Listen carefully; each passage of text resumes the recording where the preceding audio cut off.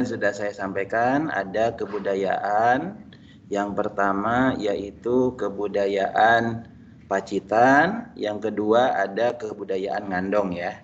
Nah, kemudian untuk yang Mesolitikum nanti ada kebudayaan Kapak ya, Kapak. Terus kemudian ada berikutnya itu kebudayaan Sampung ya, Kapak Sampung. Kemudian Toala, dan kemudian yang ketiga ada Kapak Sumatera, Kapak Genggam Sumatera. Nah, kemudian untuk yang zaman Neolitikum, kalau zaman Neolitikum itu nanti ada yang namanya kapak persegi, kemudian ada kapak lonjong, dan kemudian ada yang dinamakan gerabah ya, di mana peralatannya terbuat dari tanah liat.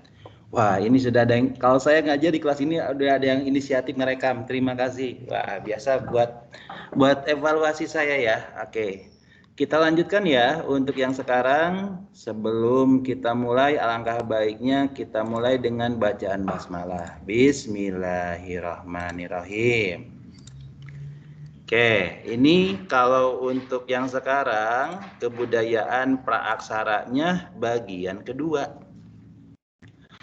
Kalau yang di bagian kedua ini nanti saya akan bahas pada zaman megalitikum dan zaman logam. Nah, seperti biasa ya teman-teman MIPA 1, setiap slide diulang 2 kali dan nanti jangan kaget kalau ada pertanyaan terlalu cepat apa enggak ya, mohon dimaklum. Kan sudah biasa ya kalian dengan saya. Nah, oke.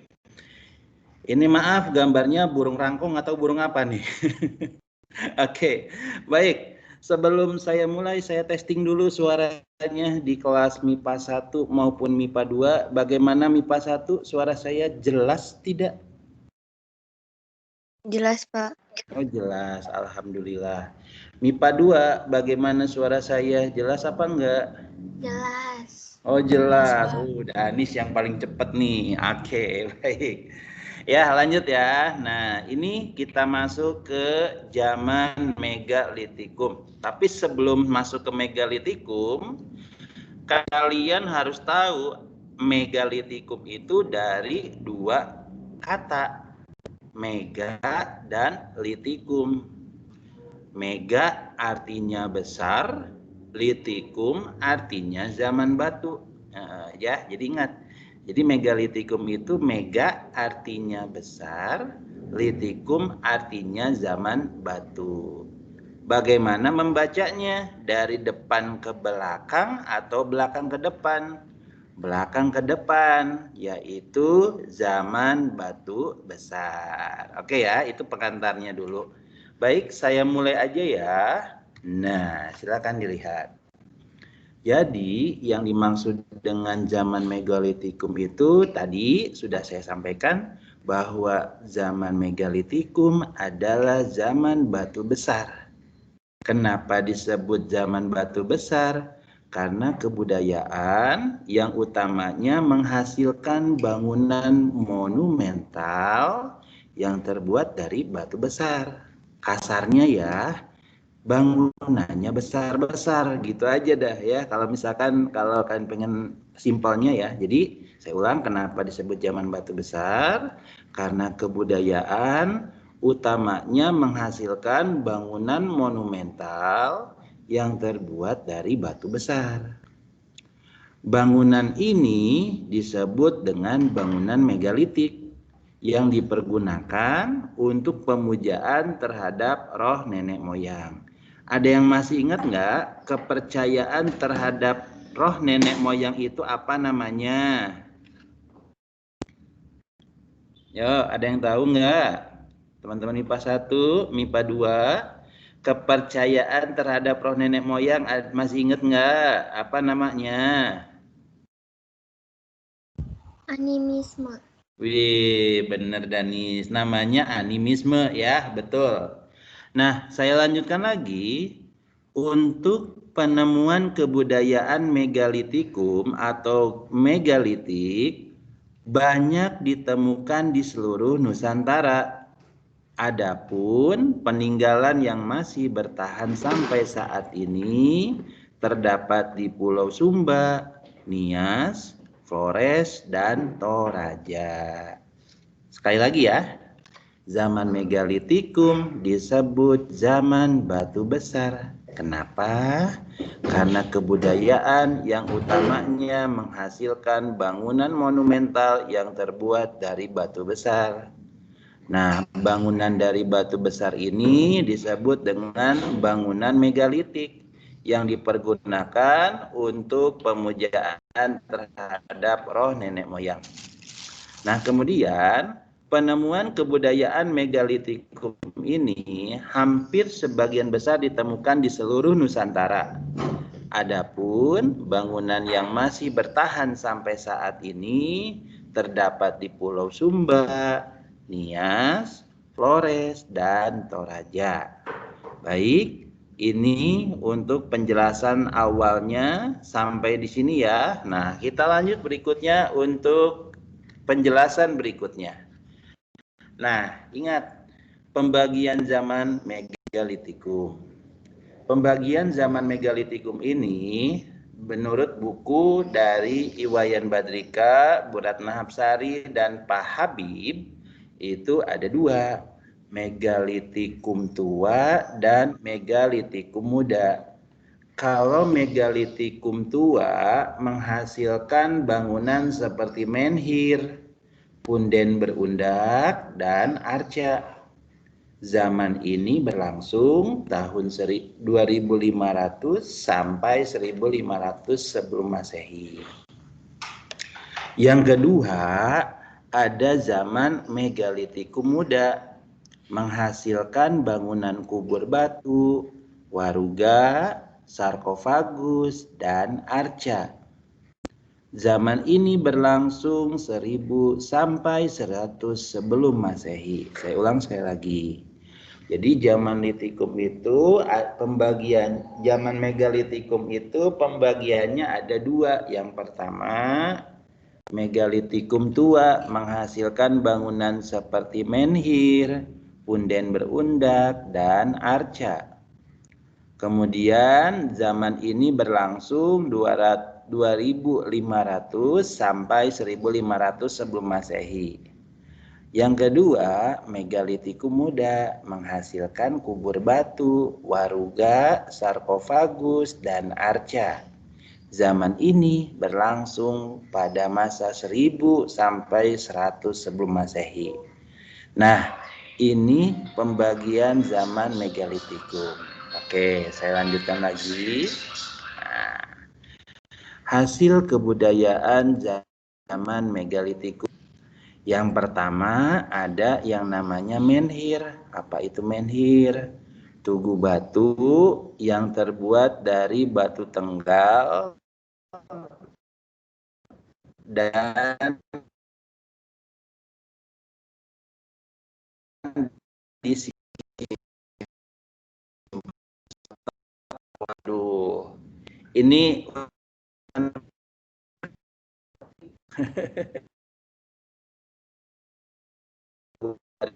tenggal dan ditaruh nah, ini di tempat harusnya tugu batu yang batu tunggal dan ditaruh di Pak, putus-putus. di menhir saat pemujaan terhadap putus. Aduh,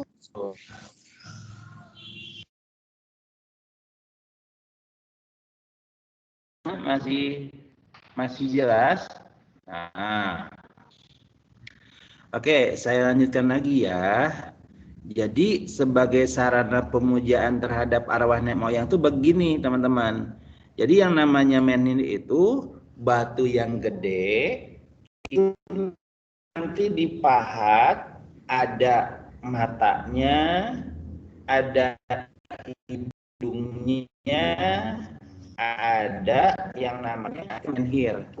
Jadi kalau dalam bahasa kita mah patung ya teman-teman. Kalau dulu dalam sejarah ada yang namanya paganisme. Paganisme itu memuja patung, teman-teman, ya. Nah, itu dulu tuh. Menhir sudah ya, itu yang pertama. Yang kedua, menhir sebagai tempat memperingati seseorang yang sudah meninggal. Tempat bahwa ternyata di sini ada makam seorang yang meninggal, gitu ya. Dan kemudian nonanya sebagai tempat menampung roh. Jadi batu itu apa? Tempat tinggalnya roh nenek moyang, gitu ya. Nah, kemudian menhir banyak ditemukan di mana? Di daerah Pasaman, Sumatera Selatan. Baik, sampai suara enggak apa putus-putus? Udah, nggak apa-apa. Ya, suaranya bagaimana? Jelas nggak? Apa masih putus-putus? Oh, jelas. Saya ulangi lagi. Menhir adalah tugu yang terbuat dari batu tunggal yang ditaruh di satu tempat. Fungsinya sebagai sarana pemujaan terhadap arwah nenek moyang dan tempat memperingati seseorang yang sudah meninggal, serta tempat menampung roh. Dan menhir banyak ditemukan di Pasaman, Sumatera Selatan. Oke. PBAI. Saya lanjut ya. Loh, nge-lag nih. Iya, nge-lag jaringannya. Ada nggak?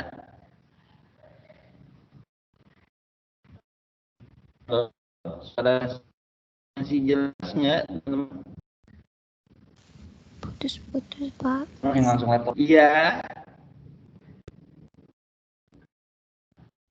Kenapa? Putus-putus, Pak. Ya, sebentar ya, sebentar. Oh, putus-putus. Sebentar ya. Ini jaringannya lagi ngetar ya. Laptop sayanya lagi ngehang nih. Aduh, ampun ya. Ya, lagi ngehang nih. Mohon maaf nih.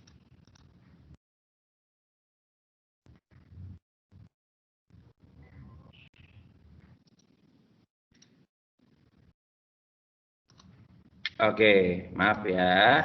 Oke. Lanjut berikutnya. Yuk. Oke, yang keempat udah tuh. Tadi menhir ya. Sekarang masuk yang berikutnya.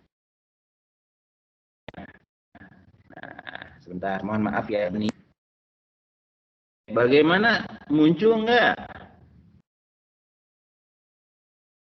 Muncul nggak?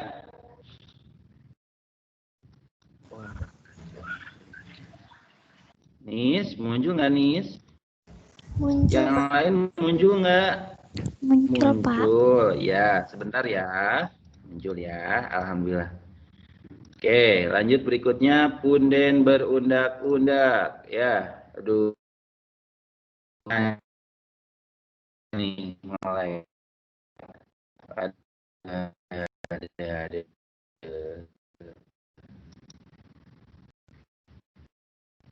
Yang ngolek ya, mohon dimaklum. Oke, sebentar. Mohon maaf ya buat yang rekam nih lagi ngelek. Afwan, kayak di luar nggak apa-apa kayaknya. Oke. Coba di luar lebih enak kayaknya deh. Oke. Bagaimana sekarang? Jelas nggak? Jelas, Pak. Nah, jelas ya? Jelas, Pak. Oh, lanjut berikutnya ya. Tadi udah menhir, sekarang ada punden berundak-undak. Nah, apa itu punden berundak-undak? Punden berundak-undak adalah bangunan pemujaan yang bertingkat. Jadi, punden berundak-undak ini adalah bangunan pemujaan yang bertingkat. Nah, fungsi punden berundak-undak ada beberapa fungsi ya.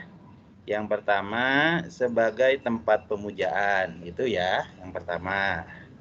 Yang kedua sebagai tempat pemakaman. Nah, yang kedua seperti itu. Yang ketiga sebagai simbol keagungan dan kemegahan pada masa itu. Jadi itu ya namanya punden berundak-undak. Nah, punden berundak-undak itu saya ulang sebagai tempat pemujaan terhadap arwah leluhur, tempat pemakaman, serta sebagai simbol keagungan dan kemegahan pada waktu itu.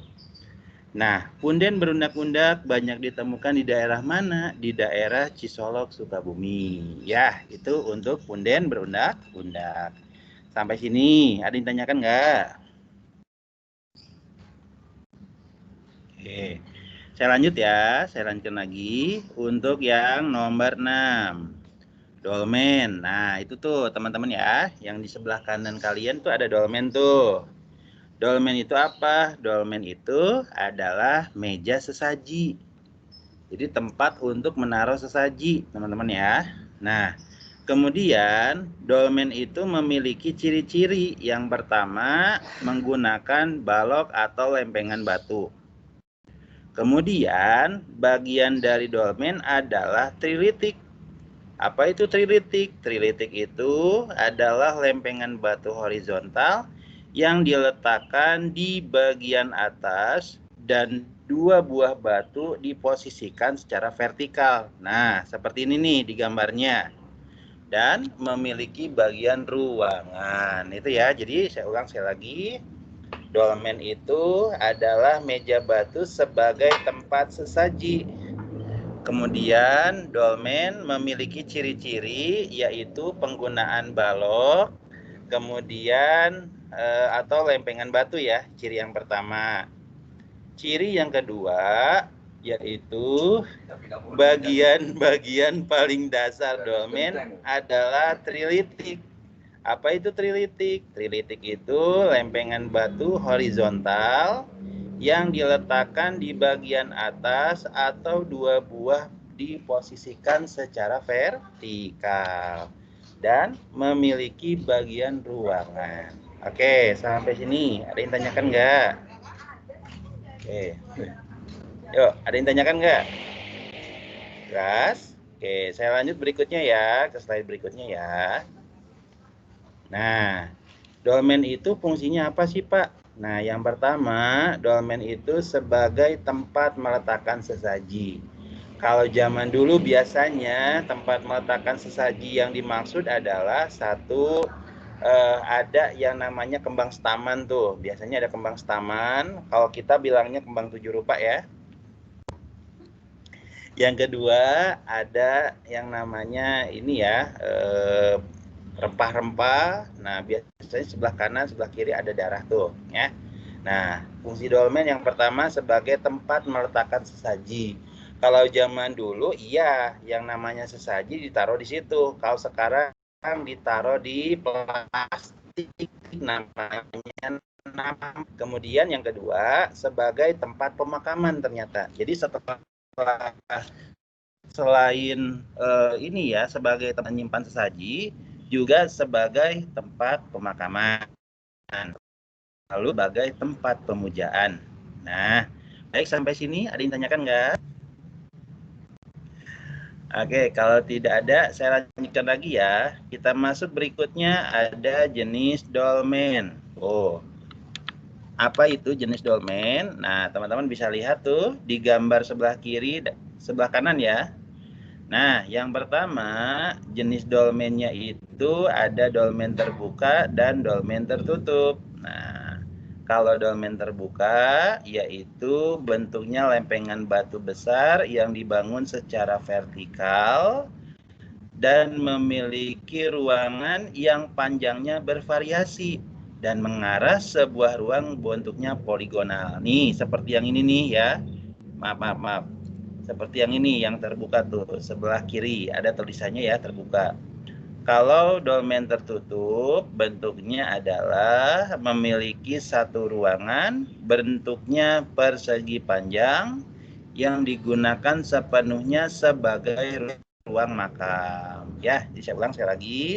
Kalau dolmen terbuka, bentuknya dari lempengan batu besar yang dibangun secara vertikal ke dalam tanah, memiliki ruangan yang panjangnya bervariasi. Nah, kemudian ya, mengarah ke sebuah ruangan dengan bentuknya poligonal. Nah, seperti itu ya.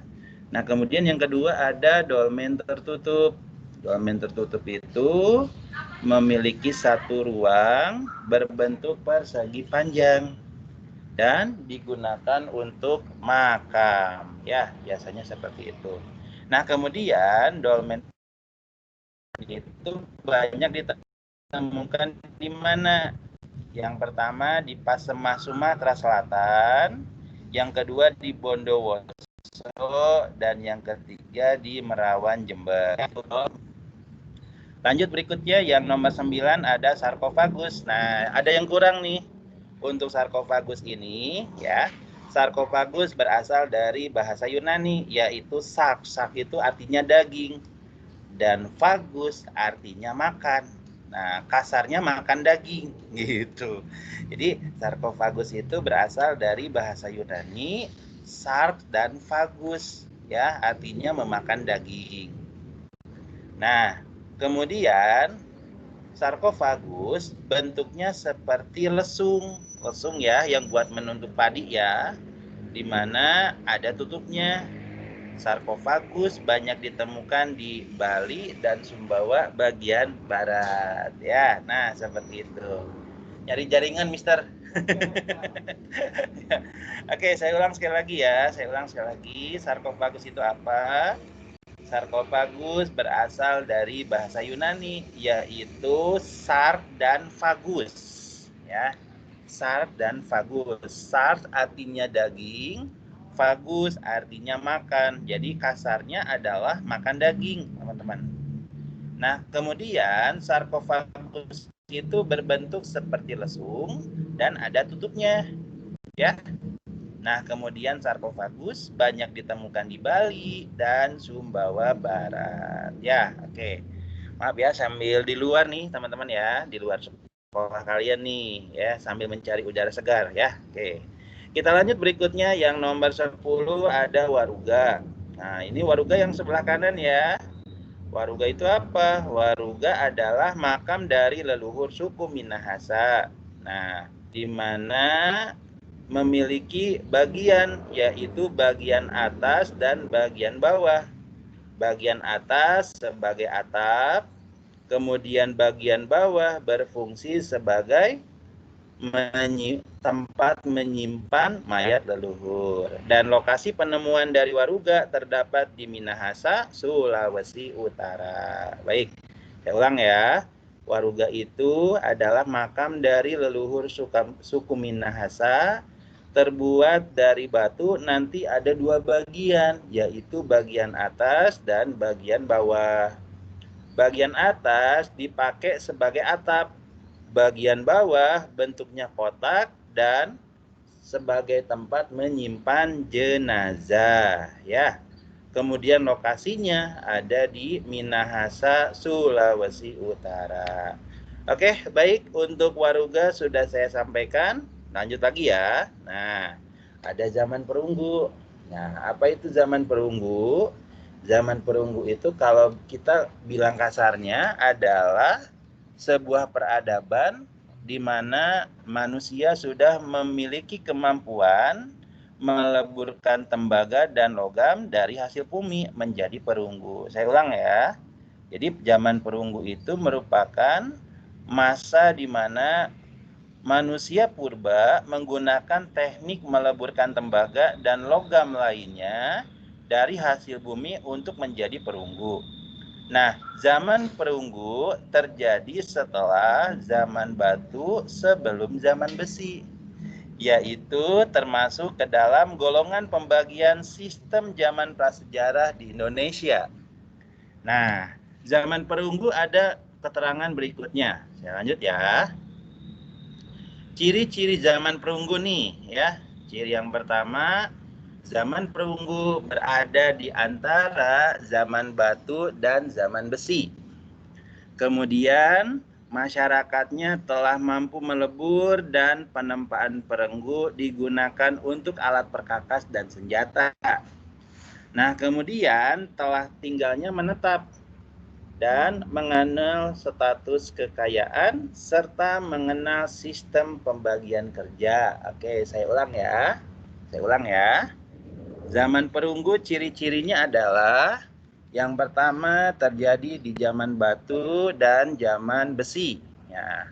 Kemudian masyarakatnya telah mampu melebur dan penempaan perunggu digunakan untuk perkakas dan tempat tinggalnya sudah menetap dan mengenal status kekayaan serta mengenal pembagian kerja. Itu ciri-ciri zaman perunggu. Oke, saya lanjut berikutnya ya. Nah, ini berikutnya ada peninggalan zaman logam, teman-teman. Nih, peninggalan zaman logam apa aja? 1 ada nekara, 2 ada bejana perunggu, 3 ada moko, 4 candrasa, 5 kapak corong. Jadi peninggalannya ya, ada nekara, ada bejana perunggu, ada moko, kemudian ada candrasa dan kapak corong ya. Itu peninggalan zaman logam. Nanti saya akan jelaskan satu persatu apa itu nekara, apa itu bejana perunggu, apa itu moko, apa itu candrasa, apa itu kapak corong. Nah, saya lanjut ya. Nih. Apa itu nekara? Nah, ini nih nekara, silahkan dilihat. Nekara ciri khasnya seperti genderang. Oh, seperti dandang tertelungkup, berpinggang di atas tengahnya, dan di atasnya ada tertutup. Nah, fungsi nekara antara lain yaitu sebagai upacara adat. Kemudian, menabuh nekara dipercaya untuk memanggil arwah-arwah nenek moyang. Kemudian bagian dari upacara religi dan sebagai sarana untuk memanggil hujan. Ya, saya ulang ya. Jadi nekara itu ciri khas dari peninggalan perunggu yang memiliki bentuk seperti genderang. Nah, apa genderang yang dimaksud? Dandang nasi ya, teman-teman ya. Nah, berpinggang di bagian tengahnya. Jadi ada pegangan tuh ya, dan atasnya ada tutupnya. Nah, fungsi nekara di Indonesia antara lain yang pertama adalah sebagai sarana upacara adat. Itu yang pertama.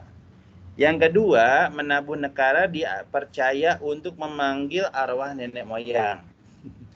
Kemudian yang ketiga, bagian dari upacara religi.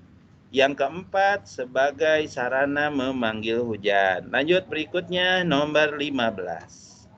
Nekara banyak ditemukan di mana? Yaitu di Sumatera, Jawa, Bali, Sumbawa, Sangean, Roti, Kei, dan Selayar. Baik, sampai sini dulu dari teman MIPA 1, MIPA 2. Ada yang tanyakan? Jelas. Jelas suara saya nggak? Maaf, ini saya lagi di luar. Maaf. Jelas nggak? Jelas, Pak. Oke, baik. Saya lanjutkan lagi. Oke, nah berikutnya ada bejana perunggu. Teman-teman bisa lihat tuh bejana perunggu bentuknya ya. Jadi bejana perunggu itu adalah peninggalan dari zaman perunggu berbentuk mirip periuk, berguna sebagai tempat menyimpan makanan. Nah, kemudian bejana ini memiliki pola seni berbentuk geometri dan cerita kehidupan pada zamannya. Nah, bejana perunggu terdapat beberapa macam. Ada bejana tempat nasi, bejana polos, ya, dan prasen. Oke, yuk lanjut ya. Jadi bejana perunggu itu apa? Yaitu peninggalan dari zaman perunggu berbentuk mirip periuk berguna untuk menyimpan makanan. Bejana ini memiliki pola seni yang berbentuk geometri dan cerita kehidupan pada zamannya. Kemudian bejana terdapat macam-macam, ada bejana tempat nasi, ada bejana polos, prasen, dan lainnya. Nah, ini bejana perunggu ya. Ntar lagi ya, 3 lagi nih. Lanjut. Moko. Kalau moko itu bentuknya seperti kalau kalian makan di restoran Sunda ada istilahnya bakul nasi. Tuh, kayak bakul nasi ya. Bener nggak sih? Nah, bakul nasi ya. Di mana moko merupakan peninggalan zaman perunggu, bentuknya seperti drum. Ada bagian bawah dan tertutup bagian atas tertutup rapat. Nah, kemudian benda ini terbuat dari logam perunggu, berfungsi sebagai alat upacara religi, mas kawin, dan alat tukar atau disebut dengan alat barter. Baik, sampai di sini dulu. Ada yang tanyakan nggak, teman-teman MIPA 1? Ya, Fadilah, kenapa? Ngedip-ngedip tuh barusan. Oke, baik. Kita masuk berikutnya ya. Nah, ada candrasa. Nah, candrasa itu apa, Pak? Candrasa itu adalah peninggalan kebudayaan perunggu berbentuk kapak dengan mata kapak, ya. Sisinya panjang dan kedua ujung dengan lengkungan yang dalam. Kapak ini memiliki motif geometris dan dikombinasikan dengan motif lengkung kecil, ya. Nah, kemudian saya lanjutkan lagi, ya. Kapak ini berfungsi sebagai perlengkapan saat upacara adat. Saya ulang ya. Candrasa apa? Candrasa itu adalah peninggalan kebudayaan perunggu berbentuk kapak dengan mata kapak sisinya panjang dan kedua ujungnya ada dalam lengkungan yang dalam. Kapak ini mempunyai motif geometris yang dikombinasikan dengan motif lengkung kecil. Dan fungsi kampak candrasa apa? Yaitu perlengkapan saat upacara adat. Oke, terakhir ya. Nih, ada kapak corong. Nah, kapak corong itu banyak disebut sebagai kapak sepatu, teman-teman. Kalau dulu waktu zaman saya hampir mirip dengan kapaknya Wiro Sableng ya. Ya, gitu ta. Kapak corong adalah kapak berongga dari perunggu. Bagian rongganya digunakan sebagai tempat menempatkan tangkai kayu untuk pegangan tangan. Kapak corong disebut dengan kapak sepatu. Dan fungsi dari kapak corong adalah yaitu untuk membelah bahan serta sebagai bahan upacara ritual. Begitu ya, teman-teman.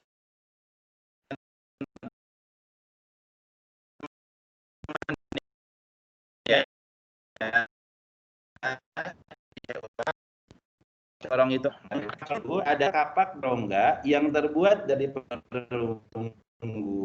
Bagian rongganya berfungsi sebagai tempat menempatkan tangkai kayu. Untuk corong disebut sebagai kapak sepatu, fungsi sebagai media untuk membelah dan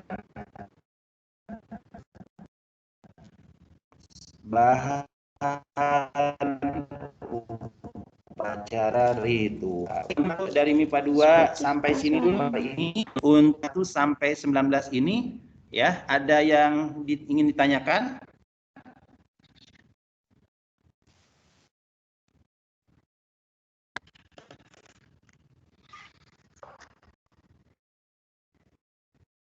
Jelas nggak semuanya? Jelas, Pak. Untuk MIPA 1, MIPA 2 suara jelas nggak? Kalau misalkan seperti itu, baik. Sebelum saya tutup, saya akan MIPA 1. Dilma ada nggak?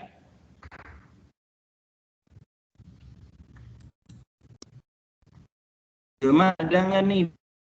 Bilma. Wah, Bilma nggak ada. Lanjut ke Kadafi Umar. Mana Kadafi ya? Ada Pak, ada. Ada nggak Kadafi nih? Lah, kagak nongol orangnya. Kadafi. Oke. Lanjut. Oh, ada. Oke, terima kasih. Wah. Nah, Pak. Wah, nah, itu Pak 2. Indah. WD. Indah kemana nih?